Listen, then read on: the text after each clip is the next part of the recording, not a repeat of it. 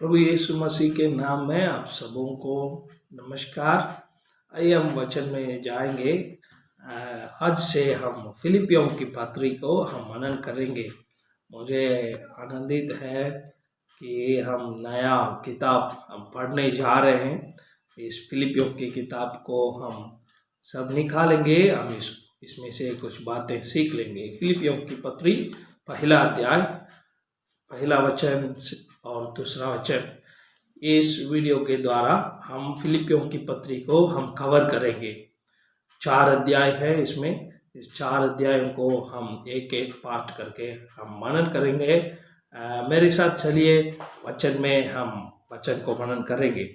प्रभु यीशु मसीह के दास पौलुस और तीमुथियुस की ओर से सब पवित्र लोगों के नाम जो मसीह यीशु में होकर फिलिपी में रहते हैं, अध्यक्षों और सेवकों समेत हमारे पिता परमेश्वर और प्रभु यीशु मसीह की ओर से तुम्हें अनुग्रह और शांति मिलती रहे। आमीन। हम वचन मनन करने से पहले हम पवित्र आत्मा से प्रार्थना करेंगे। प्रार्थना के साथ प्रारंभ करेंगे। पिता परमेश्वर, हम आपको धन्यवाद करते हैं। आपका वचन हमारे पाँव के लिए, हमारे मार्ग के लिए प्रभु जी ज्योति है। उस वचन को हम सुन करके हमारे जीवन में लागू करने के लिए प्रभु हमें मदद कर, प्रभु यीशु के नाम में, आमीन आमीन। यहाँ पे प्रेरित पौलुस फिलिपियों की कलीसिया के लिए कुछ बातें सलाह देकर यहाँ पे लिख रहा है। पौलुस कई प्रकार की सेवकाएं किया। उसमें से एक सेवकाई क्या है? लोगों को चिट्ठी लिखना, लोगों के जीवन में कैसे जीना है, कैसे नहीं जीना है, उसके लिए वो क्या है, लेटर को लिख रहा है। इस फिलिपी कलीसिया को किसने रोपण किया? प्रेरित पौलुस अपने दूसरा मिशनरी जर्नी में, अपना दूसरा मिशनरी यात्रा में उन्होंने रोपण किया। परमेश्वर उनको दर्शन दिया। हम पढ़ते हैं इसको प्रेरितों के काम 16 अध्याय में हम देखते हैं। पवित्र आत्मा इस प्रेरित पौलुस, तीमुथियुस, इन लोगों सिलवानस, इन लोगों को परमेश्वर अगुवाई किया मकदूनिया जाने के लिए। मकदूनिया में इन लोग फिलिपी नगर में जा रहे हैं। वहाँ पे एक नदी के किनारे में वो अपने सेवकाई को शुरू कर रहे हैं। नदी के किनारे में रोज शाम को प्रार्थना कर रहे हैं। उसके द्वारा लीदियाल के एक स्त्री प्रभु में आ रही है। उसके बाद हम देखते हैं एक स्त्री, उसके अंदर दुष्ट आत्मा थी। उसको पौल क्या कर रहा है? पौलुस उसको छुड़ा रहा है। उसके बाद हम देखते हैं फिलिपी नगर में पौलुस और सिलास को क्या हो रहा है? सताव हो रहा है। उसके वजह से वे लोग बंदीगृह में जाना पड़ा। बंदीगृह के जो अधिकारी वहाँ पे उद्धार पा रहा है। इसी प्रकार फिलिपियों की कलीसिया वहाँ पे शुरू हो रहा है। पौलुस इस पत्री को कहाँ से लिख रहा है? बंदीगृह में से लिख रहा है। रोम नगर में वो बंदीगृह में वास कर रहा था। उस समय वहीं से वो फिलिपी नगर के लिए इस चिट्ठी लिख रहा है, फिलिपी की कलीसिया के लिए। देखिए यहाँ पे इस पहला 2 पद में हम कुछ खास बातें आज हम सीख लेंगे।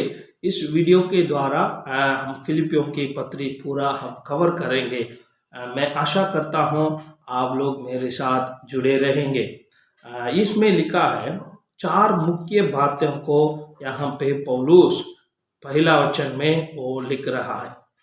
परमेश्वर की, मैं ऐसा बोलना चाहता हूँ, प्रभु यीशु मसीह के देह के साथ संबंध होने वाली 4 बातें वहाँ पे लिख रहा है। सबसे पहला दास, दूसरा वहाँ पे लिखा है पवित्र लोग, तीसरा अध्यक्ष, चौथा सेवक। प्रभु यीशु मसीह के देह के साथ संबंध रखने वाली 4 बातें यहाँ पे हम देखते हैं। सबसे पहले सर्वेंट्स, दास को हम देखते हैं। प्रेरित पौलुस अपने बारे में बोल रहा है, मैं और तीमुथियुस, हम दोनों प्रभु के दास। दास यानी कि हम सब जानते हैं, दास यानी कि गुलाम नहीं है। दास यानी कि गुलाम नहीं है। एक तरफ उसका अर्थ गुलाम निकलता है, लेकिन मैं ऐसा बोलना चाहता हूँ, हम एक दिन पापों के लिए, अंधकार की क्रियाओं के लिए, श्रापों के लिए हम दास बनकर जी रहे थे। हम पापों के दास थे। प्रभु यीशु मसीह ने कहा, जो कोई पाप करता है वो पाप के लिए दास है।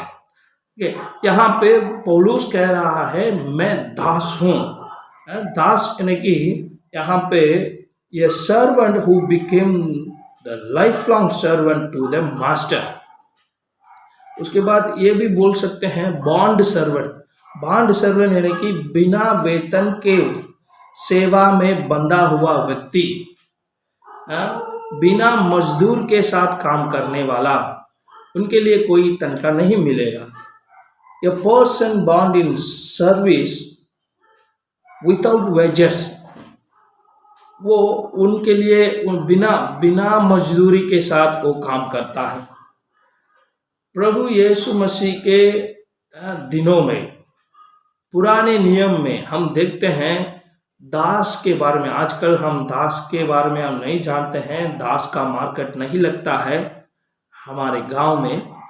भेड़ बकरी की, गाय बैल की मार्केट लगता है, लेकिन उन दिनों में दासों की, गुलामियों के जो मार्केट लगता है, वो वहाँ पे जाके पैसा देकर हम किसी दास को ले आ सकते हैं हमारे घर। प्रभु यीशु मसीह अपने जीवन में कई लोगों को ऐसा देखा है। हम पुराने नियम में भी पढ़ते हैं, किसी दास, किसी नौकर अपने स्वामी के साथ रहना चाहता है तो 7 साल के बाद उनको छुड़ाना है, उनको विदा करना है। अगर 7 साल के बाद भी वो अपने स्वामी के साथ रहना चाहता है तो वो क्या करना है? वचन में लिखा है, निर्गमन के किताब 21 अध्याय उसका 5 और 6 में लिखा है। मैं पढ़ रहा हूँ, आप सुनिएगा। निर्गमन 21, 5 और 6।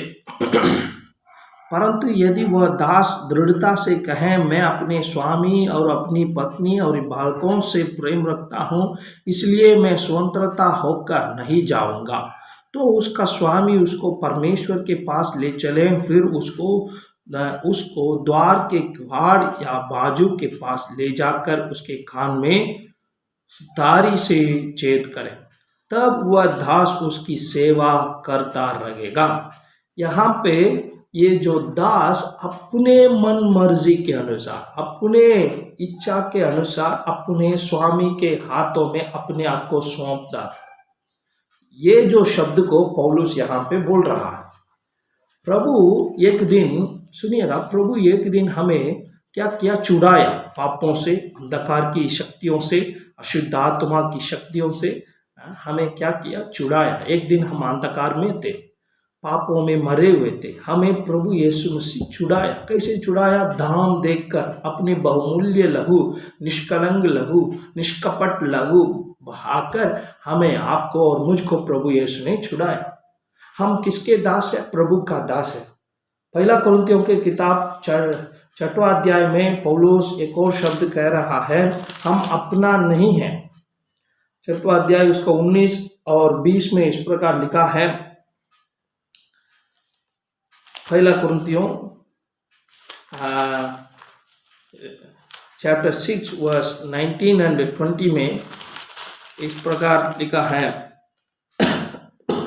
क्या तुम नहीं जानते कि तुम्हारे देह पवित्र आत्मा का मंदिर है, जो तुम में बसा हुआ है और तुम्हें परमेश्वर की ओर से मिला है, और तुम अपने नहीं हो, क्योंकि दाम देकर मोल लिए गए हो, इसलिए अपने देह के द्वारा परमेश्वर की महिमा करें। देखिए, हम पापों से प्रभु ने अपने लहू बहाकर, लहू देकर, दाम देकर आपको मुझको प्रभु ने मोल लिया है।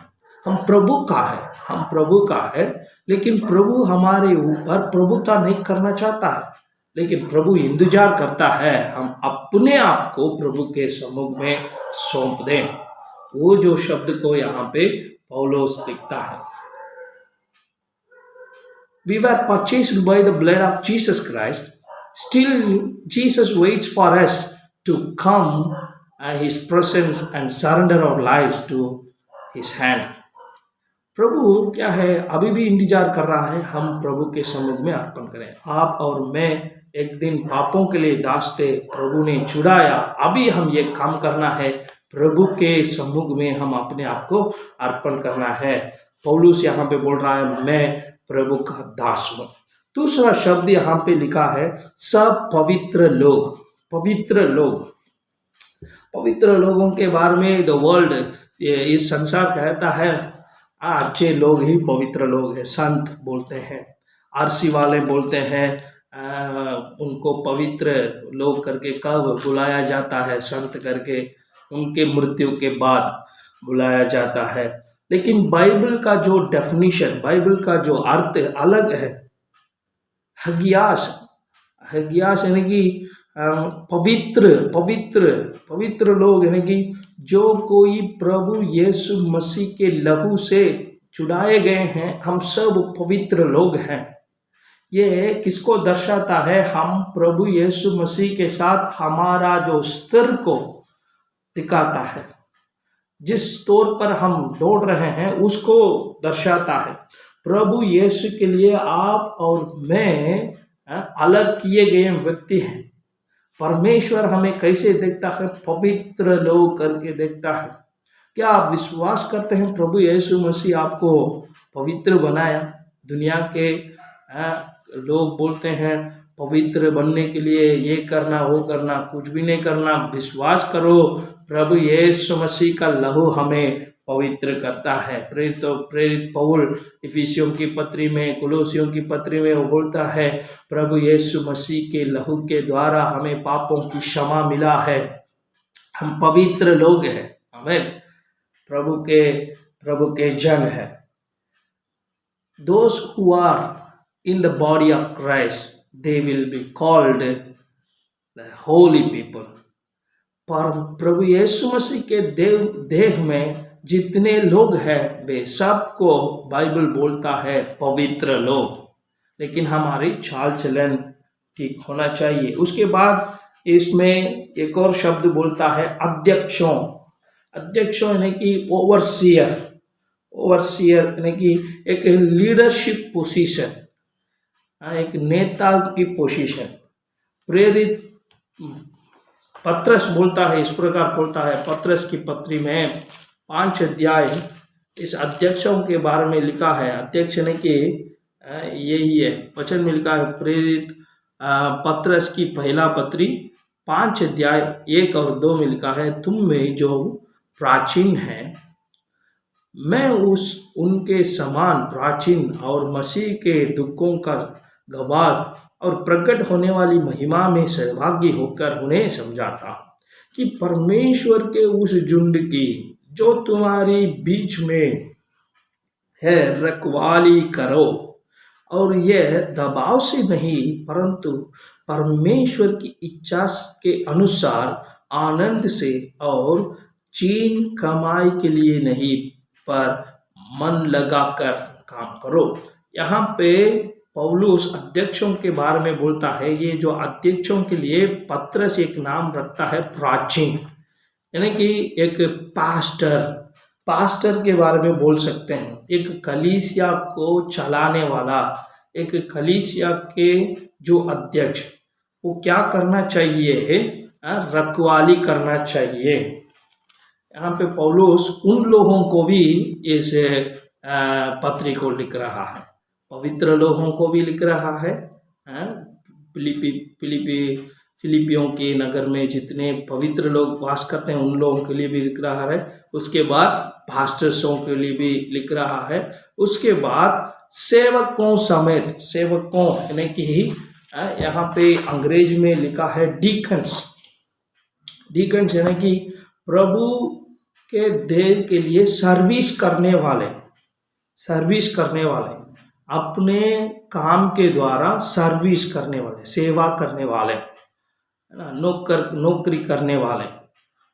पहला चर्च में हम देखते हैं प्रेरितों के काम 6वां अध्याय में देखते हैं प्रभु के लोग क्या किए। 7 लोगों को इस सेवकाई के कामों में उन लोग ने नियुक्त किया। सेवक यानी कि सब सेवक नहीं है, लेकिन इसमें से हम क्या करना चाहिए, उन लोगों के लिए गाइडलाइन, उन लोगों को कैसे हम चुनना है। चर्च का सेवक लोग, एक चाय देने वालों भी कैसे होना चाहिए, पवित्र आत्मा से भरपूर होना चाहिए।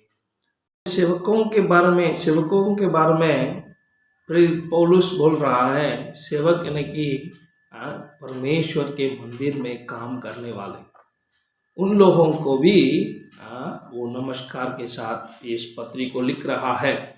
इसमें दूसरा वचन इस प्रकार लिखा है, हमारे पिता परमेश्वर और प्रभु यीशु मसीह की ओर से तुम्हें अनुग्रह और शांति मिलती रहे। यहाँ पे अनुग्रह और शांति के बारे में हम देखते हैं। अनुग्रह, जब हम अनुग्रह को समझ लेंगे तब हम शांति को समझ सकते हैं। जब हम अनुग्रह को समझ लेंगे तब हम शांति को महसूस कर सकते हैं। अनुग्रह यानी क्या है? प्रभु के लोगों के लिए प्रभु अपनी दया से देता है। ठीक है, उसके लिए वो अनुग्रह को प्राप्त करने के लिए हम कोई काम करने की ज़रूरत नहीं है। अंग्रेज में उसको बोलते हैं अनमेरिटेड फेवर, है ना। हमारे काम के अनुसार देने वाली बात नहीं है, हमारे चाल चलन के द्वारा देने वाली बात नहीं है। हम ये नहीं सोचना है मेरा चाल चलन परमेश्वर को खुश दिलाएगा, आनंद देगा। नहीं, जब हम पापी ही थे तब प्रभु हमारे ऊपर प्रेम किया। अब हमसे प्रभु और भी बढ़कर प्रभु प्रेम करता है हमसे। लेकिन मैं आपको उत्साहित करना चाहता हूँ, प्रोत्साहित करना चाहता हूँ। आप क्या है, पवित्र चाल चलन को मत छोड़िए। पवित्र चाल चलन भी हमारे अंदर होना चाहिए, क्योंकि वो हमारी योग्यता है।